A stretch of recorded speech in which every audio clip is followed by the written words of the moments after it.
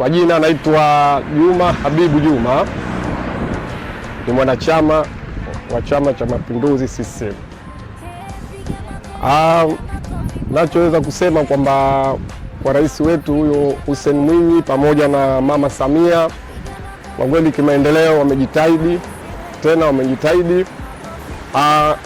Naanza na hapa Zanzibar kwamba Dr. Hussein Ali Mwinyi amefanya mengi. Kwanza ameweza kuweka umoja wa watu baina ya Unguja na Pemba.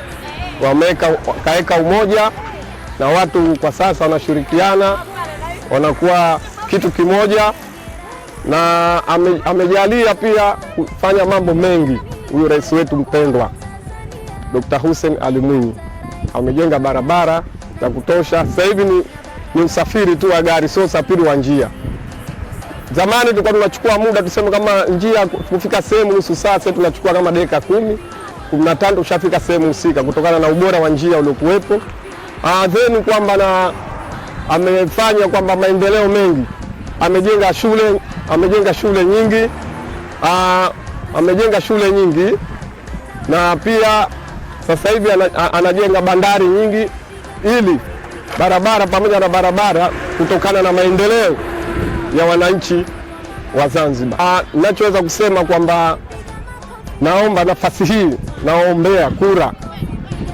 naombea kura rais wa Zanzibar Hussein Ali Mwinyi pamoja na Mama Samia Suluhu Hassan pamoja na wabunge wote, wawakilishi, madiwani wa CCM.